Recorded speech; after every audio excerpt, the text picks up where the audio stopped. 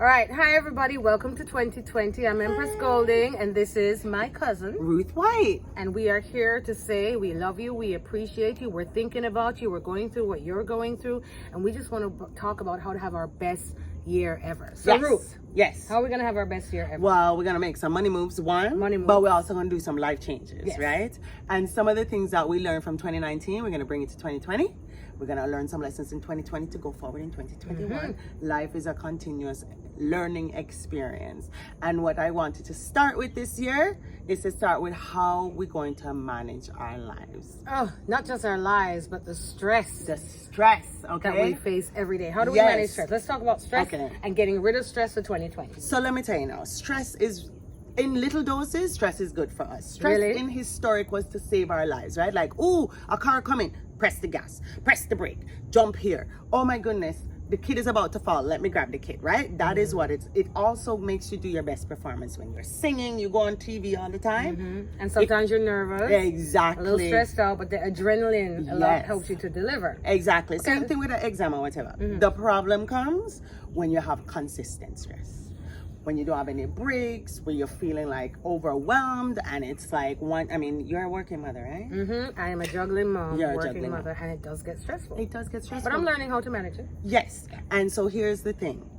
When you are trying to live your best life, there's no point in being so stressed out that you don't enjoy this best life, right? So best life, everybody talking about living your best life, blah, blah, blah. But if that means that every moment of your day is filled with activity and you don't have any time to sit down, have a glass of whatever it is that you like, water, coffee, some herbal tea, and just take some time to be with yourself in your own space, even if it's just a few minutes, right? So tip one, take time out. So take time out. I don't care if it's 5 minutes. I tell some people get up a little earlier before everybody else, or stay up 5 minutes later, or just go sit in a quiet space and just be quiet for a minute. There you go. That is a tip one. Tip one. In eliminating the stress in your life. Yes. Take time out. Just take time out. Just like how you tell little kids take time out when they're losing control, and that allows them to get back, calm and all of that. The second thing, when you're taking that time out, breathe. Breathe. Our breath is so important. This is why when people are anxious, then put a bag on your face to make you get your breath back into alignment, because that is what keeps us alive. Without breath, we're not alive. Or when you're giving birth, like I did, the 2 kids, vaginal birth, all natural. Yes, girl. You have to breathe. That's what I did. All kind of deep breathing, Breathe. deep breathing. But notice that anytime you go to a yoga class or you go to some place where they're trying to get you centered, they start with your breath, right? And so one of the things I tell people is, if you notice that you're getting short of breath, and even before you get there, just feel your breath. Be conscious of the way you're breathing. Make sure that, and if you're feeling in any moment a little stressed out, just take some time to breathe in deeply through your nose and then breathe out through your mouth.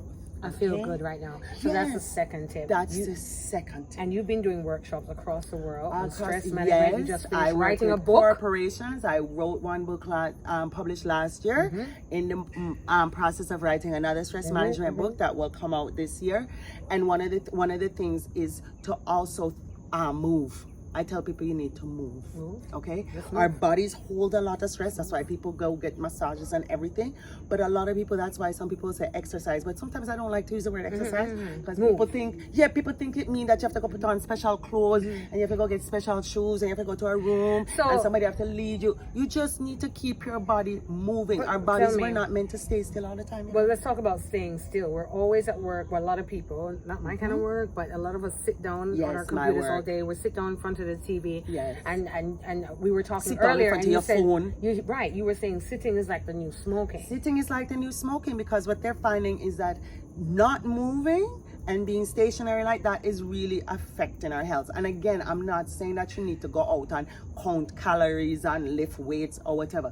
It might just mean getting up in the middle of the day. If you find yourself sitting, you should not be sitting for more than 50 minutes at a time. Really? Yes. So hold on, even an hour. These kids in the classroom, That's are why sitting down for 2 or 3 hours. And that is why, like, my sister is in education, and she always said this is why recess was important. As much as you want kids to learn, they need a break to move around. If any of you ever sit on a not playing for a long time, it's like, oh my goodness, you just want to move because your back don't feel right, etc. So I tell people, and sometimes I am very bad at it.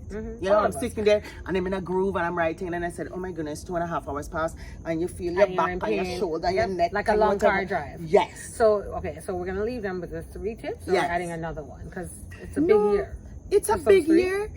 Let me tell you, the other thing I tell people is take advantage of your friends and loved ones. You hear? Like, I tell people one of the things that is really human about us is the need for connection. And loneliness is also proven to be... Hold on. Ruth, who's calling me?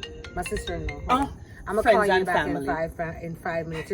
We just called your name. We're talking about spending more time with friends and family for 2020, and you called. I'm gonna call you back. 2 minutes. All right.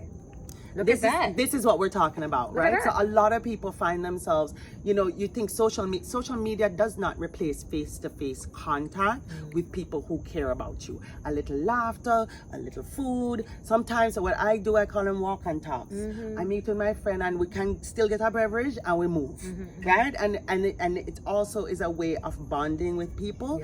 And when we connect with people, we have a reduction in our stress hormones, literally, and we have an increase in oxytocin, which is like the good hormones. It's the bonding hormone. Let's leave it like that. Yes. We wish you lots of oxytocin in 2020. Lots of relaxation, not too much stress, right? Love and happiness. Love and happiness. Cheers to family. Yes. To you, to a better world, a stress-free world. And stress-free if possible. Yes, but a better 2020 than 2019. All right?